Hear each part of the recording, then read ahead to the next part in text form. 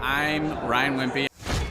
I went to a small private liberal arts college and got a degree in business, and I didn't learn anything like they're teaching here. I didn't learn linear workflows. I learned stuff that I'm not using, and I haven't been using for the last 9 years. So what they're teaching here is actually way better than what I got at business school.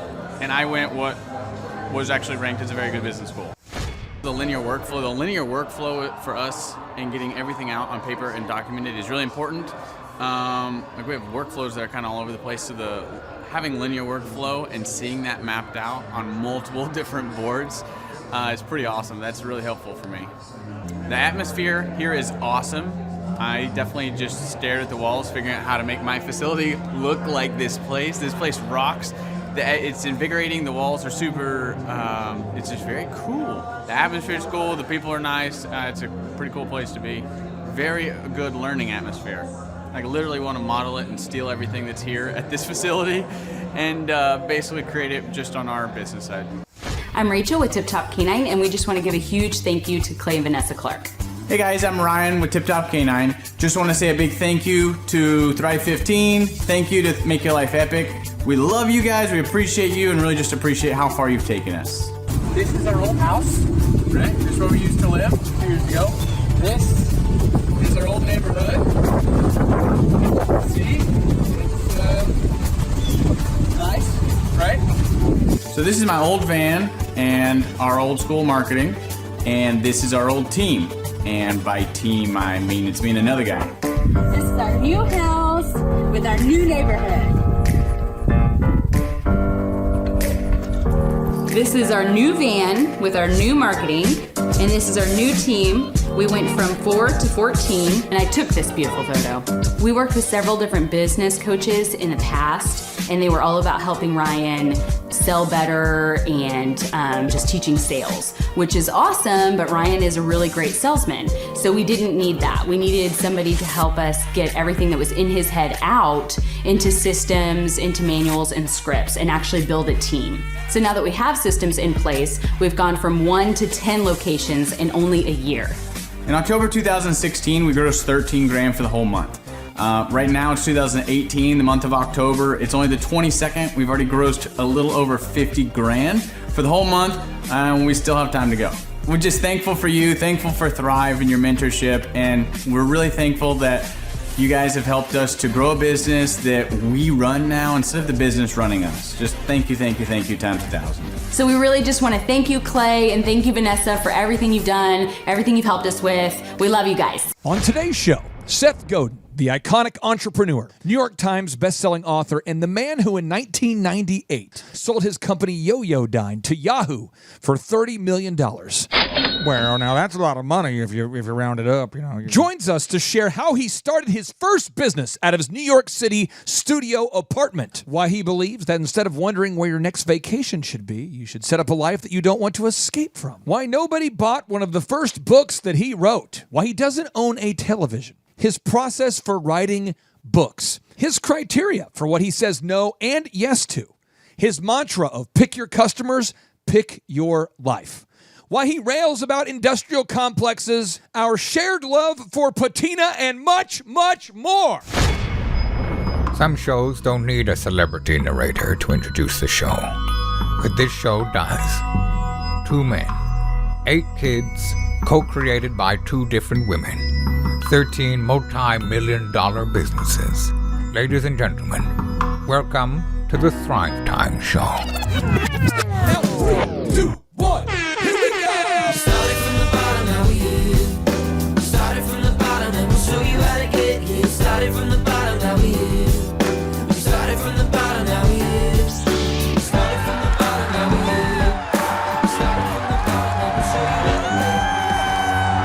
Oh yes, Thrive Nation, welcome back to another exciting edition of the Thrive Time Show on your radio and podcast download. Mr. Seth Godin, welcome on to the Thrive Time Show. How are you, sir? I'm fantastic, but getting better. Thank you for having me. Well, Seth, you've written now over 15 books. I believe 17 is the official count. Do you have a favorite book? It's a little like asking about your favorite kid, but I will tell you, the new one is my 19th. The one that I tend to talk about when people ask me that question is the second or third one, which was called Survival is Not Enough. And the reason is because no one bought it. It was a total failure. There are two reasons for that. One reason is because it came out right after 9/11, which was tragic for so many people. And then the second reason is because it's about evolutionary theory. I worked on it 8 hours a day for a year. I love that book, but it didn't work. So you learn a lesson. You know, Seth, you have written a lot about finding your vocation. I don't know if you've ever used those specific words, but the word vocation originally in the Latin means your calling, and vacation means to retreat from. But you have a notable quotable where I've read that you once wrote, instead of wondering where your next vacation is, maybe you should set up a life you don't need to escape from. Can you share what you mean by this? Well, I think we begin with this. Everyone should have something that they love to do, something that feels to them like they're truly connected to it. But that doesn't have to be the thing you get paid for. It's just a very happy moment if they turn out to be the same thing. But rather than forcing that thing you do to also be the thing you love, if we give ourselves permission to do both, to say, there's this, I love opera and I'm going to work in my spare time and I'm not going to try to make money from that. And then when I do my job, I'm going to do my job with care and grace, but I'm not going to expect it to feel like opera. We let ourselves off a dangerous hook when we do that, because then we can go to work and act as if our work matters, act as if we are making a contribution, act as if our energy will come back to us many times over. And what I found when people do that is they can turn almost any job into a job where they can thrive. And when you take that attitude, suddenly you're not in such a hurry to run away from it. I feel like you've been running towards your vocation for many years, and a lot of people know you now as a best-selling author, as one of the probably most influential entrepreneurial authors of the past decade, some could argue. But you started out of a New York City studio apartment with a book packaging company. Can you share with us what it was like to start that book packaging company? And really, when did you start to develop some type of traction as an entrepreneur? Well, you're being really generous, because for something to be a company, it needs to have revenue. And so for a year, I didn't have revenue. I was getting close to selling my stuff to the pawn shop, but that's all I was selling. Because what book packagers do is they invent ideas for books, bring them to the book publishing world. And if someone likes them, they give you money and then you go make the book. And I started the company with a project I did with Chip Conley, who also went off to become successful. We sold that book for $5,000 on the first day. But then I started the company and I didn't sell anything for a year. Oof. Rejection for a whole year. I was working 12 hours a day, shipping out proposals, 850 or so proposals, not one thing sold. And that was really, really hard. And it wasn't just that I wasn't getting revenue. It was that the people around me didn't get what I was trying to do. So not only didn't the world understand my vision, the people who cared about me didn't understand it either. And that took a lot of reserve to get through. Dr. Zellner and I both started from the bottom. He is an optometrist turned entrepreneurial tycoon. I started a company called DJ Connection out of my dorm room that grew into the largest wedding entertainment company in the country. And we've gone on to grow 13 multi-million-dollar companies together. And we love stories about guys like you that started from the bottom and sort of grew to the next level. And I think one of the things you have to do to become successful is you have to build a foundation of your daily mantra, your daily rituals, your daily flow state, your normal. Can you walk us through the first 3 hours of your typical day? I mean, what does that look like, my friend? Because you're the master of saying no. What are the first 3 hours of your, what does that look like? How do you organize your day? Walk us through your routine. Well, I think it's important to not get confused by the specifics, right? So as you know, Dr. Zellner went to school in Buffalo. I went to school in Buffalo. Does that mean that you have to go to school in Buffalo in order to be successful? I don't think so, right? That's an irrelevant coincidence. What's relevant is, what's the story you tell yourself about the work you're going to try to do? And for me, I was telling myself a really negative story, particularly halfway through the first year. The phone would ring and I say, oh, here comes someone ready to reject me. And the mail would come and I say, oh, here comes some more rejection letters, as if I was hoping that it would happen, right? And I spent a lot of time listening to Zig Ziglar, a lot of time making sure I was feeding myself a different story. And the big shift for me happened when I made the decision that I was now doing work that I get to do, not that I have to do. And that's the biggest thing about my daily ritual. I don't have an alarm clock. I just leap out of bed because I can't believe I get to do this again. And there's not one part of my day where I roll my eyes and go, oh, I can't believe I have to do that. Because if I'm going to do it, it's a choice. And if I don't want to do it, then I can arrange my life so I don't have to. There you go. I don't go to meetings, and none. I don't have a television, because those were things that were winding me down. And instead, I've tried to organize a day where I can't believe I get to do this. Tell me about the process you go through in creating a new book. Where do you start, and what does it look like, and then how do you finish it? So the way it used to work is I made a commitment that I was going to do a book a year because I liked the rhythm and the process. So every once in a while I would say, if I'm going to have a book coming out next year, I better have something ready to go soon. And I would look at what the world was saying to me, where I saw a hole happening, where the opportunity was. But I haven't done that in about 8 or 9 books. Now, it's so painful to bring a book to market that I only write a book if the book demands that I do. So my blog lets me off the hook. If I can just write a blog post, then I don't have to write the book. Done. But if the idea keeps knocking on my door and won't let me go, I say, all right, well, this idea demands this format.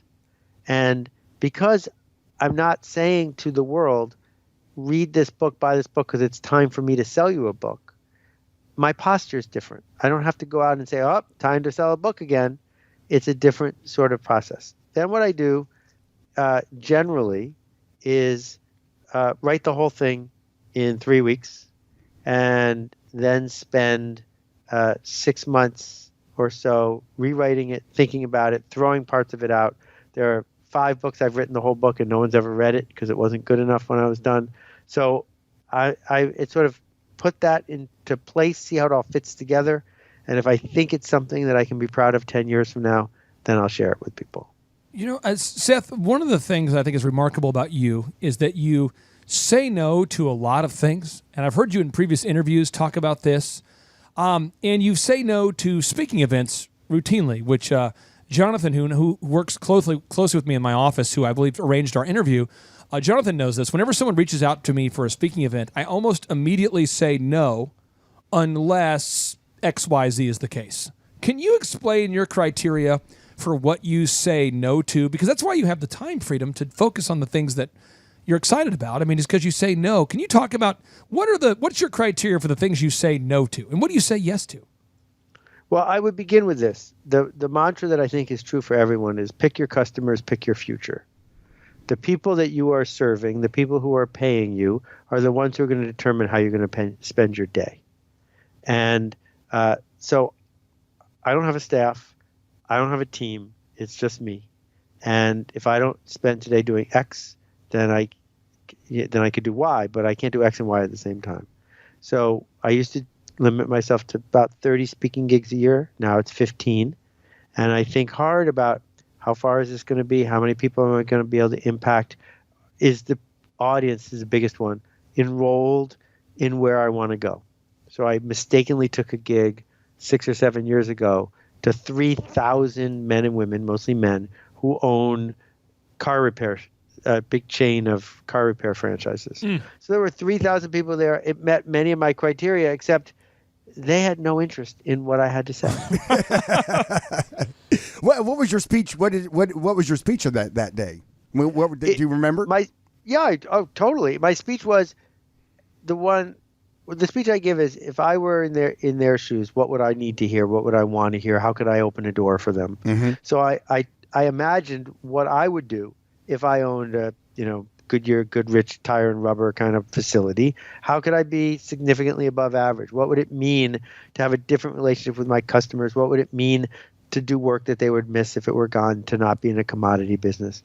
And I was right, except for one thing, which is that's not why they were in the business. And they were in the business for something that I would never be in the business for. They liked owning a car repair shop, and they didn't want it to be one that was exceptional. They just wanted it to be the one they had. Right. Pay the bills. They just want to pay the bills and fix I'm the car. Fine, that's great, but I shouldn't be the person to talk to you today. Ooh, well, now, Seth, I want to ask you this because you have said there was an interview you did with Tim Ferriss, and Tim, for any of our listeners out there who don't know, Tim Ferriss is one of the top podcasters on the planet. And you talked about how you typically rail against industrial complexes. Can you please explain why you rail against industrial complexes? And if you have time, I want you to talk about patina, because you and I share a love for the patina. So talk to me about railing against industrial complexes. And if you have a moment, I'd love for you to share your focus on patina. So General Eisenhower famously warned the public that there was a military industrial complex being built that was pushing us to be in the Vietnam War. And what it means is you have a company that makes weapons. You use some of that money to lobby the government to get into war so you can sell more weapons. The military industrial complex, it works in tandem. And what's happened as various industries have grown is they've also turned into complexes. So you have the educational industrial complex, which is a for-profit system that's constantly chewing kids up, putting them through test prep, putting them into debt, et cetera, et cetera. You have the social media industrial complex, where people are basically going to work for their phones, not vice versa. That if you're on a social network and you're not paying for it, that's because you're not the customer, you're the product. And we have these engines. On today's show, Seth Godin, the iconic entrepreneur, New York Times bestselling author, and the man who in 1998 sold his company Yo-Yo-Dine to Yahoo for $30 million. Well, now that's a lot of money if you round it up. Joins us to share how he started his first business out of his New York City studio apartment. Why he believes that instead of wondering where your next vacation should be, you should set up a life that you don't want to escape from. Why nobody bought one of the first books that he wrote. Why he doesn't own a television. His process for writing books. His criteria for what he says no and yes to. His mantra of pick your customers, pick your life. Why he rails about industrial complexes, our shared love for patina, and much, much more. Some shows don't need a celebrity narrator to introduce the show, but this show does. 2 men, 8 kids, co-created by 2 different women, 13 multi-million-dollar businesses. Ladies and gentlemen, welcome to the Thrivetime Show. Now, 3, 2, 1, here we go! Started from the bottom, now we here. Started from the bottom, and we'll show you how to get here. Started from the bottom, now we here. Started from the bottom, now we here. Started from the bottom, now we here.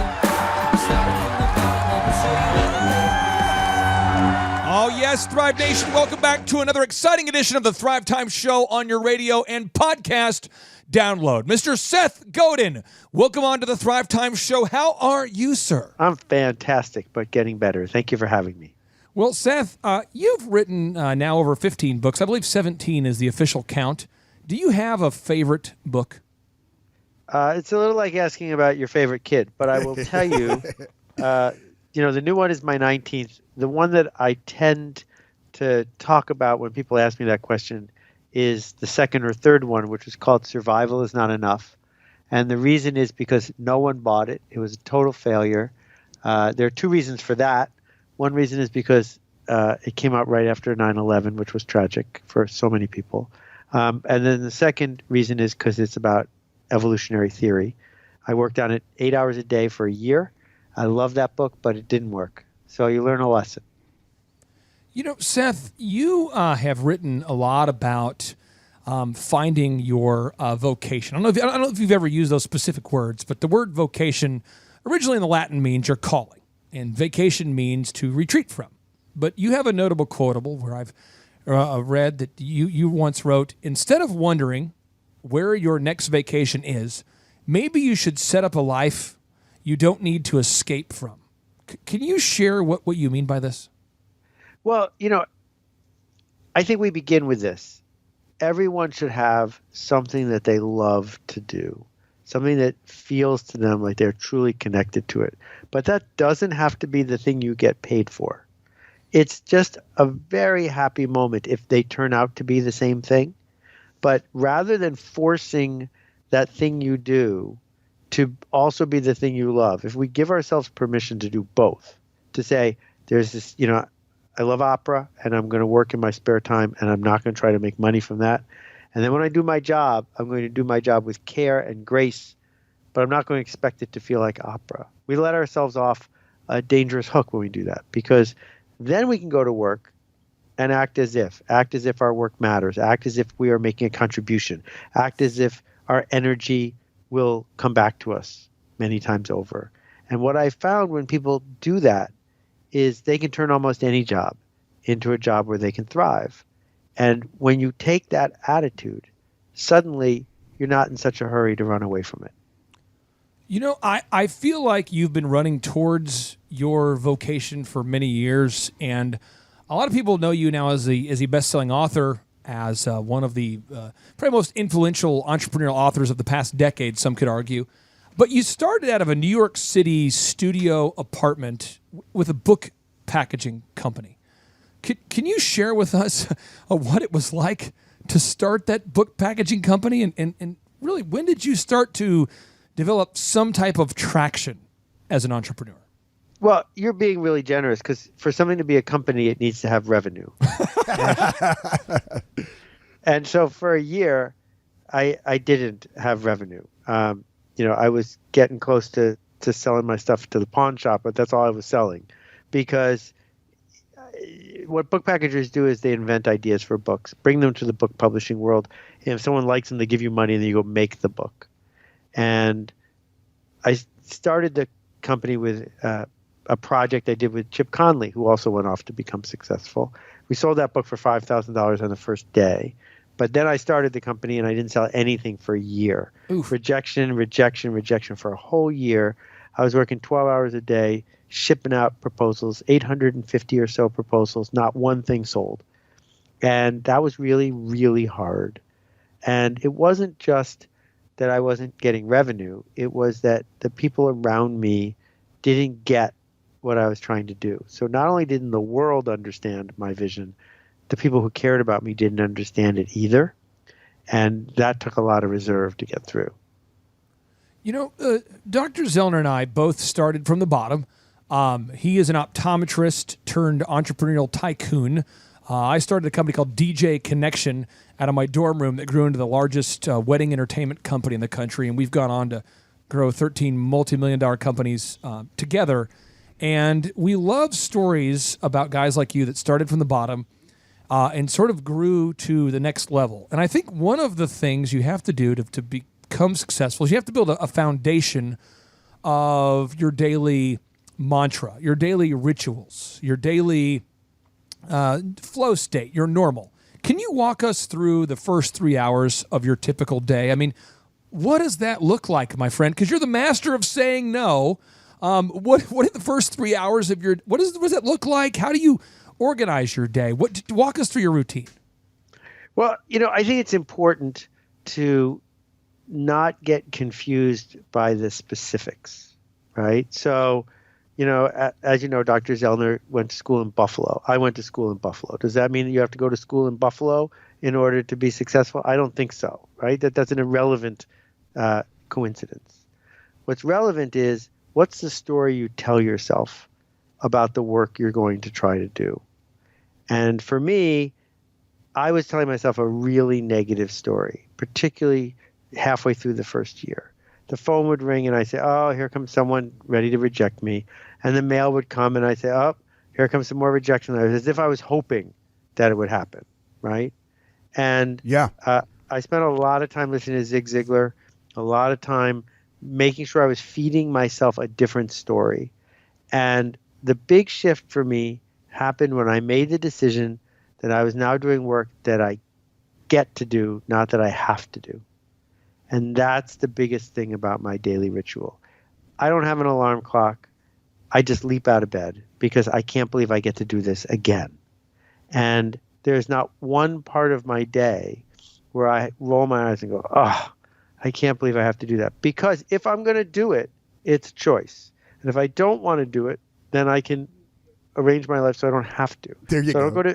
I don't go to meetings, and none. I don't have a television, because those were things that were winding me down.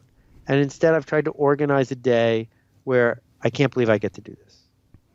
Tell me about the process you go through in creating a new book. Where do you start, and what does it look like, and then how do you finish it? So the way it used to work is I made a commitment that I was going to do a book a year because I liked the rhythm and the process. Oh, look at this cute baby. What a great baby. Quality baby. That's a healthy baby right there. Okay. Thrive Nation, on today's show, I'm very excited for you to hear this success story about this wonderful couple that, Sean, I would describe them as they are killing the game in the most nonviolent way possible. They're killing the game. Yeah. In the most nonviolent way possible. They are blowing up in a good way. Folks, I'm telling you, these folks are really growing their business, and what makes them great is they're really kind, hardworking, diligent people, and we're honored to serve them. We've got Jenny and Mike here joining us. Jenny and Mike, welcome to the Thrivetime Show. How are you two? Hi, thank you. Good. We're doing well. Okay, now I'll start with you, Jenny, because frankly, Sean likes you more. No, I'm just kidding. So, let's start with you. So, how did you first discover us and the business coaching that we provide? So I was listening to different podcasts about business. I was starting up our business. And so you were the first one to pop up on our podcast on Apple. I think Apple is what I was on. And so I started listening to you. I got on your website, and I was just a little girl starting a business. And I said, I'm going to ask this guy to be my coach. And I don't think I'm going to get a shot, but sure enough, within a week, you called me. Now, who is this cute child here? But Micah, who is this cute kid here? It's Lennon Rose. She is about to be 10 months old. I hate to do this to you, but can you kind of hold up the baby to the camera a little bit? This is probably, oh, look at this cute baby. What a great baby. Quality baby. That's a healthy baby right there. Okay. So Mike, can you tell us what's the name of your website there? I think people want to look you up and verify you're real people that don't just happen to have a cute baby. Yeah. Our website is newconcept.healthcare. Newconcept.healthcare. So newconcept.healthcare. I'm going to pull it up right now, folks, so we can all verify that they're not just a couple who's taking advantage of the cute baby they have to get a podcast here. This is a real couple, because I'm pulling it up here. So this is the website. It's newconcept.healthcare. And can you tell our listeners, what services do you guys provide at newconcept.healthcare? So we offer more functional medicine. So we offer IV therapies. We offer hormone replacement therapies. We also do acute care. We do pretty much everything, but we're very much alternative. So we believe in medical freedom, and that's what we offer. And you guys, you reached out. Do you remember that initial consultation there? Do you remember, Mike, that initial consultation? Do you remember what that was like? Yeah, it was actually pretty overwhelming that we were starting this business with absolutely nothing, and we had the opportunity to work with Thrivetime Show. Well, you know, the one thing I always try to do is, you know, my father, great guy, may he rest in peace. He worked his tail off like so many people do, and there was no real economic result that was achieved from it. There wasn't any, you know, he had the college degree. He's working 2 jobs. I remember he's late 30s. He's working at Domino's, delivering pizzas, working at Quick Trip. He worked at furniture stores. And I always try to look at every new client we have as though I'm talking to my dad, you know, because like, what would my dad, you know, what could he have learned at the age of 37 that could have changed the financial trajectory of his life? You know, and I try to look at it that way. And so you guys, I paired you up with Sean. You've been working with Sean, I believe, Sean, since October of 2020. Is that correct, Sean? I think that's when they started their business. It wasn't until about April of 2021 when we actually got going. So April of 2021, and at that point, from that point to now, Sean, how much of growth have you guys achieved from 2021 to now? Do you know that number? Yeah, I mean, we're sitting at 2023 revenues were 821,000, and they're in October of 2020. Like they only had a few months, but they made about 95,000 by the end of 2020, and then we grew significantly that first year to about 375% to 588,000, and we continued to grow there ever since, all the way up to where we're getting close to the $1 million mark at this point here, just like 3 years in. Jenny, how would you describe the growth? Would you say you've doubled? Are you 5 times larger? How would you describe that? Oh no, I definitely feel the growth. There's been some growing pains, and you guys have helped us through that too. So it's been amazing. It's been amazing to help people, because that's what I'm passionate about. And you guys have really helped us expand and tell people what we're about. So step one here, we do this with all the clients. I'm gonna walk people through the steps. We really needed to nail down your branding, and that's a big thing, because branding is to humans what clothing is. So as an example, you wake up today, folks, if you run around and you're streaking through life, you're probably not going to get a lot of conversations started. So we all have to be intentional about, what are we going to wear? Are we going to wear a tie? Are we going to wear a polo? Are we going to do makeup? Are we not? So people, they judge us based on our appearance. And so we really had to get a website built. We had to optimize the online brand. Jenny, we do it all included for our clients, so we don't refer you to another vendor. We do it all. Can you talk about the impact that has made on the business? Oh, for sure. Just the website itself, it looks so great. We would have never been able to make it look that great. The way y'all optimize everything and keep us, with Google, just where people search us, and that we're the first people that come up. And that's actually how we've established our business and started offering some of the things that we offer, is because of the tags that we have. I didn't originally start off as doing IV therapy, but due to people Googling, healthcare functional medicine, I had 3 phone calls in a week that said, "Hey, do you offer IV therapy?" And it was very interesting. And I was like, well, no, but I can. And so it was because of you guys that kind of snowballed and took effect. So yeah, there's a lot that you guys have done for us. Now, Sean, when working with these wonderful clients here, I'll pick on Mike here. You always say great things about Mike and Jenny. What makes them good to work with? Because I want to make sure for anybody out there, if you go to thrivetimeshow.com, I consistently offer a free 13-point assessment. I've been doing that since 2005. I do it without reservation. There's no obligation, but there's usually about 1 to 2 knuckleheads a week that will fill out the form, and probably 20 really great people that fill out the form. And then we only take on 160 clients. And so I don't want anyone to waste their time. What makes Mike so great to work with? Well, Clay, I mean, when I first started coaching, you taught me about these 2 types of business owners. There's the happy hopers out there, and then there's the diligent doers. And I think these guys are a great example of the diligent doer. They continually apply effort to work on their business, not just in their business. They consistently show up to their meetings. They track all of the critical numbers of their business, and they're aware of what's going on with all of their employees. They're paying attention to all the little things going on. They're keeping all the plates spinning, and they ask great questions. They actually really do make a great effort consistently to apply our systems and help their business grow. And it's been working. So step one, we get the branding nailed down. That's the website, the print pieces, the logos, the business cards. But then you have to develop that online reputation. Now that could be a tough thing to do, Jenny. And I'll just, this isn't a backhanded compliment. I'm just saying, but for people that are humble and very kind, of which I would put Jenny in that category, sometimes asking for reviews is more difficult because you almost feel like you're self-promoting.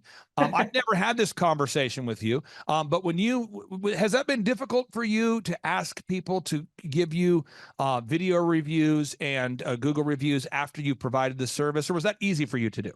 It's not easy. It still isn't easy. Okay. It is. It's difficult because you feel like you're begging for something, even though you did the right thing.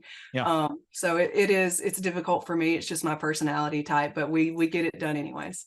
I'll find this for the diligent, kind customers we work with. It's very difficult sometimes to ask for those objective reviews from real customers. And I find that from my clients I've worked with that are sort of like self-described barbarians. I had a guy years ago I worked with. I won't mention his name or his industry, but I'll just say he's obsessed with physical fitness.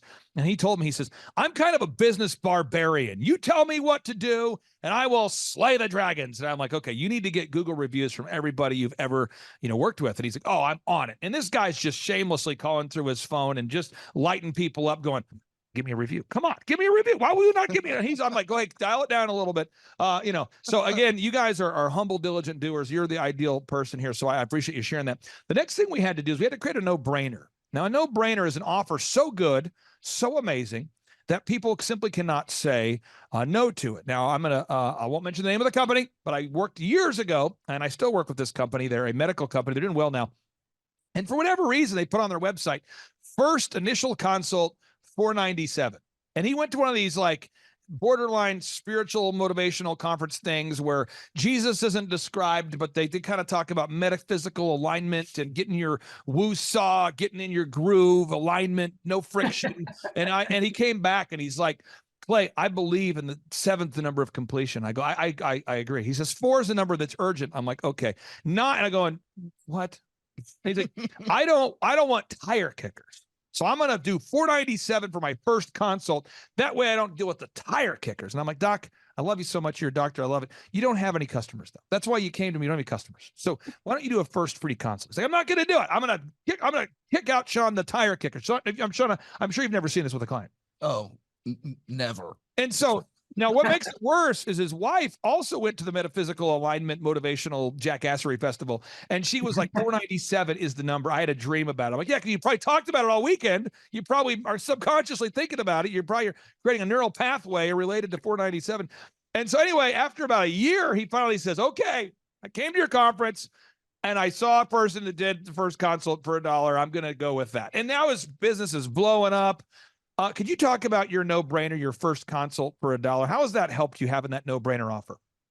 Yeah, so it gets people in. And so when we get people in, we know that we're doing a good job and we know that we're trustworthy and our healthcare is superior to most. So just getting people in for that $1, because a lot of people are, they're nervous about going to the doctor or they don't trust healthcare system. And so they know that they can come in, they're only going to spend $1. They can figure out whether or not they trust us, figure out whether or not we're the place for them. And we know 100% of the time we will be.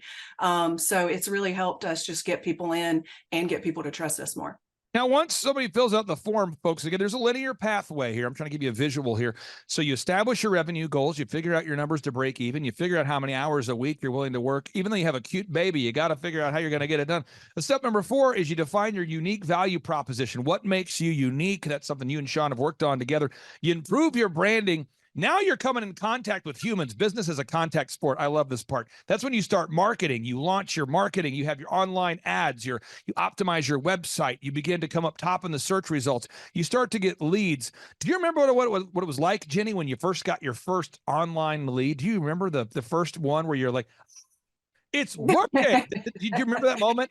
Yeah, it was almost like we did celebrate because it finally had happened. And then as soon as the first one came in, the second one came in. And like I said, it was almost a growing pain experience. We had so many leads so fast. So it was great. And we still celebrate every lead that we get. Now, Mike, the next step is you have to make sales scripts. We recommend to every client that the calls are recorded for quality assurance. You have a sales script. The calls are recorded for quality assurance. You have a one sheet that tracks your pricing. You have pre-written emails. You begin tracking. Sean's always bragging about you guys with tracking. Mike, how has it helped to have tracking in place where you can see, how does that help you? Well, it's really a good benefit because, at the end of the week, what your income was, what your leads was. So wherever we're lacking in, we can quickly adjust and make that adjustment to make it work for the next week. Now, if you don't have tracking, folks, this is a true story. It's kind of a sad story, so I'll speak in generality, Sean. I talked to a guy the other day. This is a terrible story. Longtime client, and he got motivated. He set up a trade show. He didn't tell me he's doing that. It's fine. You don't have to tell me, but he set up a trade show. I think he was going to try to surprise me with the fruit of the trade show. So he set up the trade show, and he gets on the call. His energy's kind of off, and I'm like, "Are you okay?" "Yeah, dude, fine." What's wrong? I don't know. I'm like, your lead sheet, we're getting, 10 to 15 leads a week. It's very consistent. Revenue looks good. He's like, yeah, I'm in a tight spot. Well, you're in a tight spot. Why are you in a tight spot? He says, I did a trade show. You did a trade show? Yeah, I got roped into 4. I did a thing where you get the billboard, you get the trade show, you get the magazine ad. And I did the trade show and we got no leads. And I go, what kind of trade show did you do? And he says, well, I went to the whatever trade show. And Sean, what I find is that there's the emotional excitement about being on the billboard, being on the magazine cover, and he got called by one of these kind of scam. I call it a scamockery or jackassery. Yeah. They call you and they go, boop, boop, boop, boop. Hey, is this Sean? Yeah, this is Sean. Sean, yeah, we noticed that you have an incredible healthcare company, and we want to honor you by giving you the yada yada of the region award. It's the yada yada. It's a regional, it's a prestigious award. We'd like to meet with you. Can we meet with you? Yeah. So now I meet here. Now, Sean, again, we're on the phone, but I still like the phone voice here. So now Sean, so because we're so honored, we're inviting you to a plated dinner to honor your honor, your honoredness, your greatness, your humbleness. And it's going to be $1,000 a plate, for you and your wife. And did you want 4 seats or 8? Because most people do 8. Oh, I guess just 4. 4, and that does include a glossy magazine feature in we'll just call it like Missouri local top doctor jackassery. It's a great magazine. Oh. And you're also on you'll be on a billboard. We've teamed up with the billboard. It rotates through. You're going to see your face. Oh, hey, don't get too excited. And just because we're honored, we're not, again, we're just honored. Now, did you want to do the 4 tickets, sir? Yeah, absolutely. Now, the way it works is it's going to be 4 payments of $4,000 for a total of $16,000. And that's, no, I'm serious. And now they're in the trade shows and he's going to the trade show and there ain't nobody there. There is nobody there. To be technical. Nobody was at this trade show. I mean, everybody was not at the trade show. No, he's got photos of like him and his wife and his team in an empty booth, and he's got a magazine and no leads are coming. And he was so excited to tell me. I'm sure you've never encountered this sort of thing, Virginia. Have you, Jenny, have you ever seen a situation where that sort of shamockery advertising has been entered into your world in some capacity? I've been there. I've been exactly what you're talking about. And I've set up everything and paid employees. And I felt like I was nothing more than a free pin show. The only people that were there were people looking for free pins. Oh, I know. And it feels terrible. And then you kind of have to sell it to yourself all day. But, guys, we're getting our name out there. Sean, can you pass the megaphone back there? Right behind you. Yeah, because I tell people, if you want to get your name out there, what you do is you just run outside and say, all right, come visit New Concept Healthcare. And people go, why are you yelling at me? I'm trying to shop for my groceries. New Concept Healthcare. Get my name out there.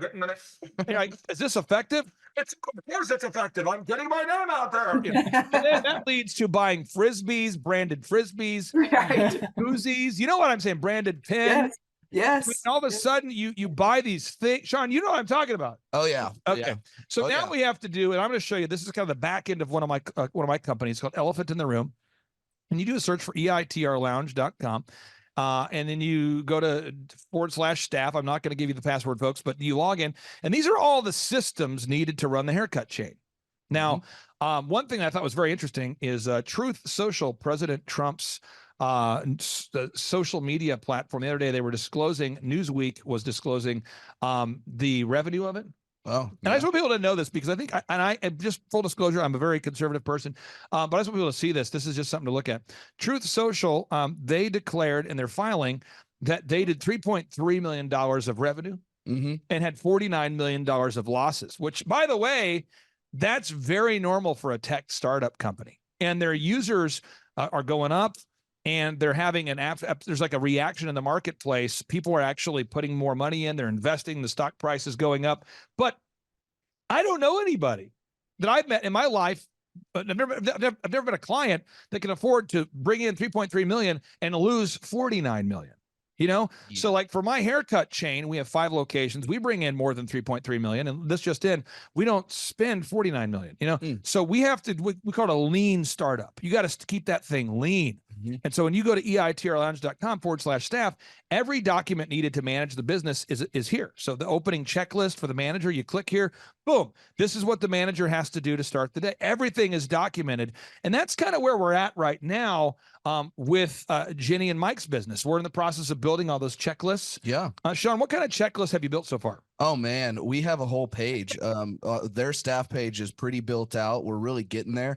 I think more right now it's getting, correct me if I'm wrong, we need some managers in there so we can free you guys up from the business. And so we have a lot of the worker level systems. We're just now working on more of how do we get those manager level systems and find those high quality managers. Now, let me give Jenny a little mentor moment here. This will be helpful for you. I'm going to hop on a flight in about 2.5 hours, 3 hours to go to Denver. All right. And I got to go to Denver to meet with the founder of oxyfresh.com. This is a brand we've worked with and helped them to grow to 550 locations now. 550 locations. Okay. And if you type in carpet cleaning quotes, we're the world's highest rated and most reviewed company in the world. Okay. 274,000 reviews. We've been holding this idea in our mind for 15 consecutive years. I've been working on this, Sean, before I met you. We just were grinding, okay? Yeah. And the biggest challenge that the locations have is managers, finding good manager. And I tell people this, and it never goes over well, but hopefully eventually it will. I'll keep refining the idea. The kind of person that enjoys conflict, but also likes people, is a good manager. Let me try that again. The kind of person that enjoys conflict, but also likes people, is a good manager. And I have found it's not so much trainable as it's findable. So as an example, where we're getting ready to head out to Denver, Sean, you know my personality type, and you know that I have to pack all this stuff to get ready to go. You saw my suitcase out there? Yep. How many times do you think I've followed up with the people involved in the trip so far before leaving? Oh man, it's probably on your to-do list and you've checked it off like probably at least 5 times today, I would think. And what kind of things do you think I might have put on my checklist to travel to Denver? First off, just making sure that the timing is working, making sure that you have all the stuff that you need, making sure that you have double of the stuff that you need in case something gets broken. Making sure that the people who are there know you're coming and when you're going to be there and what to expect from you. What do you think I'm checking a bag? Oh yeah, you're probably not checking a bag. There it would is. Get lost. All right. No. And you think I'm catching a flight a lot earlier than I need to be there? Way earlier. Yeah, if I'm having a meeting tomorrow, which I am, I'm leaving today at 12:30. Yeah. So this is, but that's the sort of paranoia that makes management possible. So I have literally called. I said, all right, I'm getting on the 12:30 flight. We're meeting tomorrow. I should be in by like 4 o'clock Denver time. Our meeting's tomorrow. If that flight gets delayed and the next one gets delayed and the next one, I'll still be there. I've got backup phone chargers. I have a rule. Everybody going with me, you cannot check a bag. I want to check a bag. Can't check a bag. Why? Because it could get lost. This is real. I'm not I am completely paranoid. And that is the paranoia is what makes the businesses run. Yeah. Yeah. And I asked my staff every day, guys, elephant in the room, did you guys get a review? And they say, well, yeah, we got a review. You asked me 10 minutes ago. Okay, well, I'll talk to you in 4 minutes. You heard me say that. I'll say, I'll talk to you in 5 minutes. Yeah. And I'll do it. And it's a follow-up because I have to make sure that the checklists are being followed, the reviews are being followed. We're a licensed business. People don't know that. Hair care, you're licensed by the state. So we have certain cleanliness standards. We could have random people from the state show up. So we got checklists. And I follow up, and it doesn't bother me to follow up with the same adult who's in their 40s 6 times within a 50-minute span of time. It doesn't bother me. But most people, that bothers them. Yeah. And so have you found that, Jenny, that a lot of people don't like to follow up? Have you found that, or is that just something unique to me? I found that they don't like to follow up. No, people don't like to follow up. It's almost like an awkward communication thing that people try to avoid. Yeah. And it's not necessarily that you're being mean or any type of way, but I feel like that's probably the way that we feel when we continuously follow up, like we're having to step on people's toes, but really we're not. We're just getting the job My done. mentorship moment for you is it's probably the same feeling you have when you ask for reviews. Yeah. It's probably the same. So, and I'm just saying, and if you, Mike, did you ever play football or a sport of some kind? Yeah, I used to play soccer. Okay, soccer. So like when what position did you play? Goalkeeper. Goalkeeper. Okay. So this is a great example. I didn't know you were a goalkeeper, but when you're a goalkeeper and someone's kicking that ball at you fast, I mean, just the ball's coming in there. I mean, people can really kick a soccer ball fast. Yeah. There are certain people that want to be a goalkeeper, but they kind of avoid the ball. They try to hide from it. They flinch. You know what I'm talking about? But you actually would lunge into it. Am I correct? Right.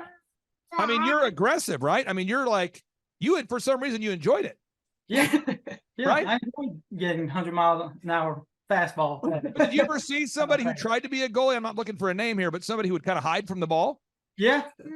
This is the same thing for management. Like as a manager, you have to want, like you have to sort of seek out conflict, but like people. So I'll say things like, okay, hey, it's 8 o'clock. I need to make sure you put out the flags in front of the elephant in the room store today, Mr. Manager. Put out the flags that draw the attention by the road. Put out the flags. And I'm going to call you in 10 minutes to follow up. Call them in 10 minutes. Are the flags up? Can you send me a picture? They're like, do you not trust me? Absolutely not. I trust nobody. Go ahead and send them. And then I'll call them back 30 minutes later. Hey, did you get Google reviews? Yeah, we got one Google review. You know, the quote is 10. Yeah, I'll call you back in 2 minutes. You know, call them back. Hey, did you get a review? It's been 2 minutes. I know. Oh, hey, I'll tell you what. I'll call you back in an hour. And my whole day is just following up. And then over time, the culture happens where people go, he's going to follow up. And now the people that like the follow-up like to work there, and it's become a great thing. And that's where we're kind of at right now, I think, is we're getting into the follow-up phase. Do you have call recording in place there, Mike? Do you have the call recording for quality assurance installed yet? Yes, we do. And are you learning some things? Yes. It is very hard to train people on recording scripts. Yeah.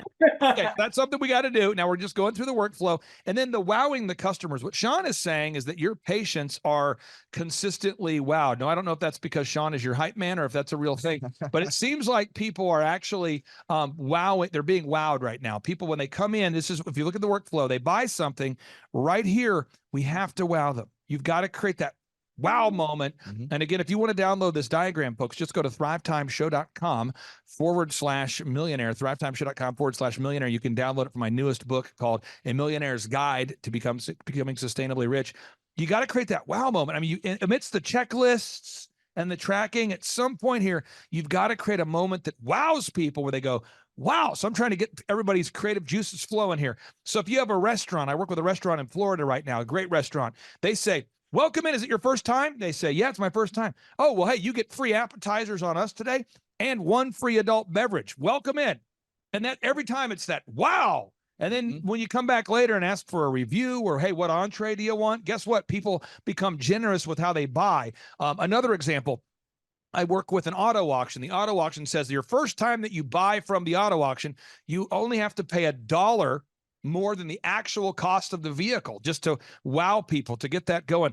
I happen to work with a carpet cleaning business. And what they do is they say, hey, the first time we clean your carpet, we'll beat any competitor's price, and it will be at least half off of our normal price. And they go, okay, great.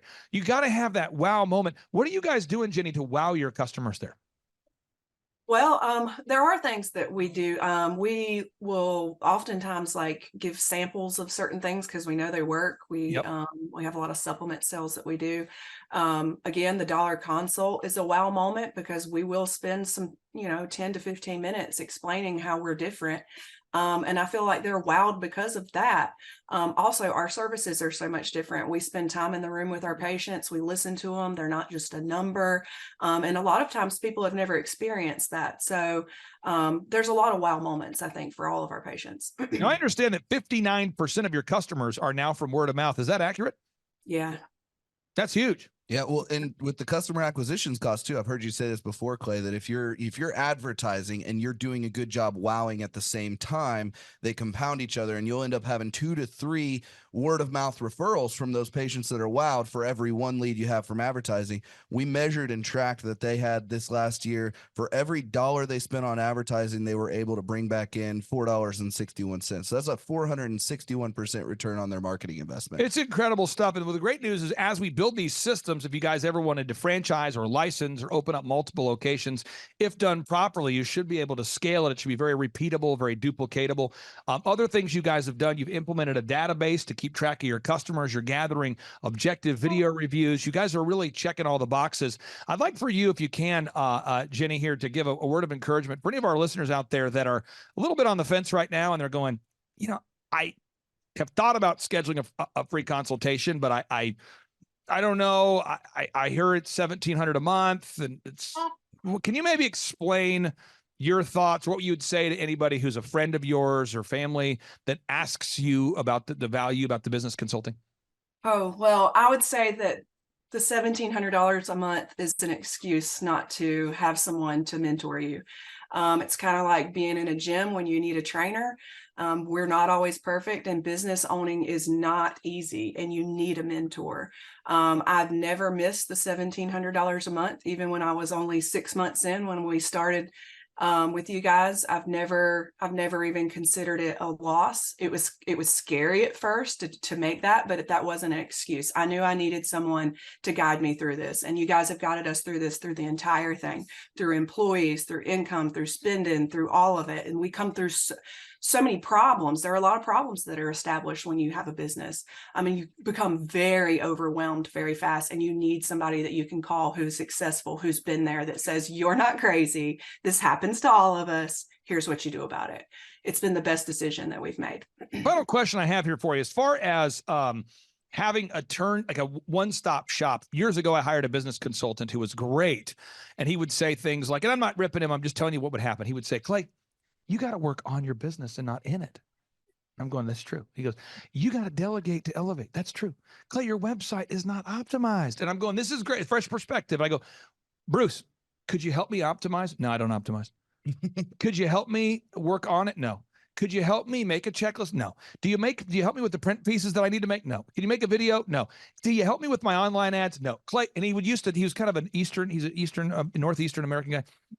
And he used to say, Clay, baby, let me tell you what. I don't make print pieces. What am I, a print piece guy? I'm not a web guy. We know what I am. I'm a work on the business guy. You got to find a good web guy. So every meeting we would have would result in me having to find another vendor to pay another $8,000 to build the website, $4,000 to make the video, $5,000 to do. So every time he would give a recommendation, it would lead to another cost. Could you maybe explain the value of having a flat monthly fee? Yeah, I don't have to ever worry about it. I know if I need the website updated, it's a text away. I know if I'm having trouble with an employee, it's a text away. I know if I need financial advice, it's a text away. And again, we meet every single week and all our questions are answered and we're held accountable to what we need to be held accountable for. So it really works for us. Jenny and Mike, thank you guys for your time so much. I really do value your time. I appreciate you guys being here today. And on part 2 of today's show, we're going to tee up another success story because we want people to know it is possible, despite the financial jackassery plaguing our nation right now. It is possible to become successful, and you guys are a living example of it. Thank you guys for bringing your baby on the show. We'll talk to you soon. Bye. Thank you. Thanks. Bye-bye. The number of new customers that we've had is up 411% over last year. We are Jared and Jennifer Johnson. We own Platinum Pest and Lawn and are located in Owasso, Oklahoma. And we have been working with Thrive for business coaching for almost a year now. Yeah. So what we want to do is we want to share some wins with you guys that we've had by working with Thrive. First of all, we're on the top page of Google now. Okay. I just want to let you know what type of accomplishment this is. Our competition, Orkin, Terminex, they're both $1.3 billion companies. They both have 2,000 to 3,000 pages of content attached to their website. So to basically go from virtually non-existent on Google to up on the top page is really saying something. But that's come by being diligent to the systems that Thrive has, by being consistent and diligent on doing podcasts and staying on top of those podcasts to really help with getting up on with their listing and ranking there with Google. And also we've been trying to get Google reviews, asking our customers for reviews. And now we're the highest rated and most reviewed pest and lawn company in the Tulsa area. And that's really helped with our conversion rate. And the number of new customers that we've had is up 411% over last year. Wait, say that again. How much are we up? 411%. Okay, so 411% we're up with our new customers. Amazing. Right. So not only do we have more customers calling in, we're able to close those deals at a much higher rate than we were before. Right now, our closing rate is about 85%, and that's largely due to, first of all, like our Google reviews that we've gotten people really see that our customers are happy, but also we have a script that we follow. And so when customers call in, they get all the information that they need. That script has been refined time and time again. It wasn't a one and done deal. It was a system that we followed with Thrive in the refining process, and that has obviously the 411% shows that system works. Yeah. So here's a big one for you. So last week alone, our booking percentage was 91%. We actually booked more deals, more new customers last year than we did the first 5 months. Or I'm sorry, we booked more deals last week than we did the first 5 months of last year from before we worked with Thrive. So again, we booked more deals last week than the first 5 months of last year. And it's incredible. But the reason why we have that success is by implementing the systems that Thrive has taught us and helped us out with. So. Some of those systems that we've implemented are group interviews. That way we've really been able to come up with a really great team. We've created and implemented checklists. That way everything gets done and it gets done right. It creates accountability. We're able to make sure that everything gets done properly, both out in the field and also in our office. And also doing the podcast, like Jared had mentioned, that has really, really contributed to our success. But that, like I said, the diligence and consistency in doing those and that system has really, really been a big blessing in our lives. And also, it's really shown that we've gotten the success from following those systems. Yeah. So before working with Thrive, we were basically stuck. Really no new growth with our business. And we were in a rut, and we didn't know. The last 3 years, our customer base had pretty much stayed the same. We weren't shrinking, but we weren't really growing either. Yeah, and so we didn't really know where to go, what to do, how to get out of this rut that we're in. But Thrive helped us with that. They implemented those systems. They taught us those systems. They taught us the knowledge that we needed in order to succeed. Now it's been a grind. Absolutely, it's been a grind this last year. But we're getting those fruits from that hard work and the diligent effort that we're able to put into it. So again, we were in a rut. Thrive helped us get out of that rut. And if you're thinking about working with Thrive, quit thinking about it and just do it. Do the action, and you'll get the results. It will take hard work and discipline, but that's what it's going to take in order to really succeed. So we just want to give a big shout out to Thrive, a big thank you out there to Thrive. We wouldn't be where we're at now without their help. Hi, I'm Dr. Mark Moore. I'm a pediatric dentist. Through our new digital marketing plan, we have seen a marked increase in the number of new patients that we're seeing every month, year over year. 1 month, for example, we went from 110 new patients the previous year to over 180 new patients in the same month. And overall, our average is running about 40 to 42% increase month over month, year over year. The group of people required to implement our new digital marketing plan is immense, starting with a business coach, videographers, photographers, web designers. Back when I graduated dental school in 1985, nobody advertised. The only marketing that was ethically allowed in everybody's eyes was mouth-to-mouth marketing. By choosing to use the services, you're choosing to use a proven turnkey marketing and coaching system that will grow your practice and get you the results that you are looking for. I went to the University of Oklahoma College of Dentistry, graduated in 1983, and then I did my pediatric dental residency at Baylor College of Dentistry from 1983 to 1985. Hello, my name is Charles Kolaw with Kolaw Fitness. Today I want to tell you a little bit about Clay Clark and how I know Clay Clark. Clay Clark has been my business coach since 2017. He's helped us grow from 2 locations to now 6 locations. We're planning to do 7 locations in 7 years and then franchise. And Clay has done a great job of helping us navigate anything that has to do with like running the business, building the systems, the checklists, the workflows, the audits, how to navigate lease agreements, how to buy property, how to work with brokers and builders. This guy is just amazing. He's this kind of guy has worked in every single industry. He's written books with like Lee Cockrell, head of Disney, with the 40,000 cast members. He's friends with like Mike Lindell. He does Reawaken America tours where he does these tours all across the country where 10,000 or more people show up to some of these tours. On the day-to-day, he does anywhere from about 160 companies. He's at the top. He has a team of business coaches, videographers, and graphic designers and web developers, and they run 160 companies every single week. So think of this guy with a team of business coaches running 160 companies. So in the weekly, he's running 160 companies. Every 6 to 8 weeks, he's doing Reawaken America tours. Every 6 to 8 weeks, he's also doing business conferences where 200 people show up, and he teaches people a 13-step proven system that he's done and worked with billionaires, helping them grow their companies. So I've seen guys from startups go from startup to being multimillionaires, teaching people how to get time freedom and financial freedom through the system. critical thinking, document creation, putting it into organizing everything in their head to building it into a franchisable, scalable business. Like one of his businesses has like 500 franchises. That's just one of the companies or brands that he works with. So amazing guy, Elon Musk kind of like smart guy. He kind of comes off sometimes as socially awkward, but he's so brilliant and he's taught me so much. When I say that, like Clay is like, he doesn't care what people think when you're talking to him. He cares about where you're going in your life and where he can get you to go. And that's what I like him most about him. He's like a good coach. A coach isn't just making you feel good all the time. A coach is actually helping you get to the best you. And Clay has been an amazing business coach. Through the course of that, we became friends. I was really most impressed with him is when I was shadowing him one time. We went into a business deal and listened to it. I got to shadow and listen to it. And when we walked out, I knew that he could make millions on the deal. And they were super excited about working with him. And he told me, he's like, I'm not going to touch it. I'm going to turn it down because he knew it was going to harm the common good of people in the long run. And the guy's integrity just really wowed me. It brought tears to my eyes to see that this guy, his highest desire was to do what's right.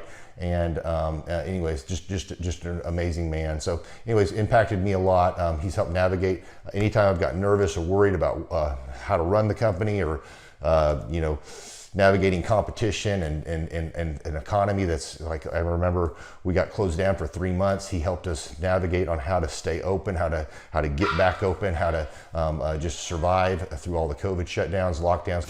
I'm Rachel with Tip Top Canine, and we just want to give a huge thank you to Clay and Vanessa Clark. Hey guys, I'm Ryan with Tip Top Canine. Just want to say a big thank you to Thrive 15. Thank you to Make Your Life Epic. We love you guys, we appreciate you, and really just appreciate how far you've taken us.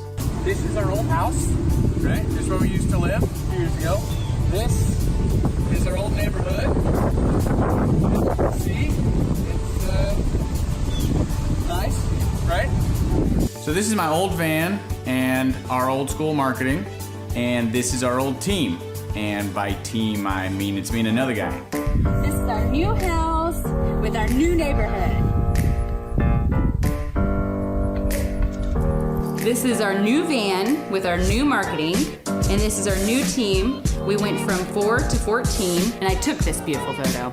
We worked with several different business coaches in the past, and they were all about helping Ryan sell better and just teaching sales, which is awesome, but Ryan is a really great salesman. So we didn't need that. We needed somebody to help us get everything that was in his head out into systems, into manuals and scripts, and actually build a team. So now that we have systems in place, we've gone from 1 to 10 locations in only a year. In October 2016, we grossed 13 grand for the whole month. Right now it's 2018, the month of October. It's only the 22nd. We've already grossed a little over 50 grand for the whole month, and we still have time to go. We're just thankful for you, thankful for Thrive and your mentorship, and we're really thankful that you guys have helped us to grow a business that we run now instead of the business running us. Just thank you times 1,000.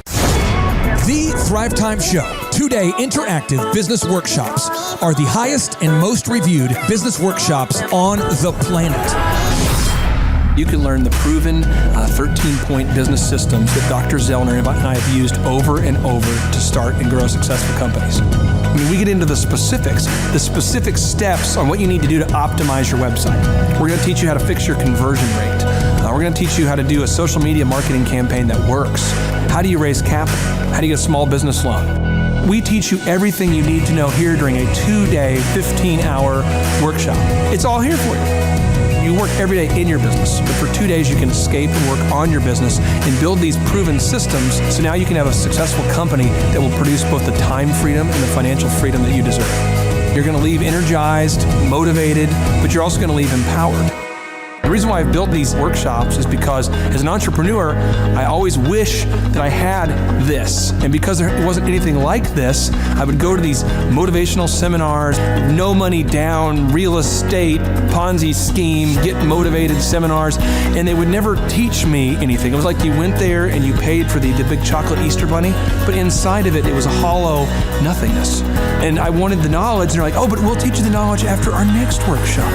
And the great thing is we have nothing to upsell. At every workshop, we teach you what you need to know. There's no one in the back of the room trying to sell you some next big get-rich-quick, walk-on-hot coals product. It's literally, we teach you the brass tacks, the specific stuff that you need to know to learn how to start and grow a business. And I encourage you to not believe what I'm saying, and I want you to Google the Z66 auto auction. I want you to Google elephant in the room.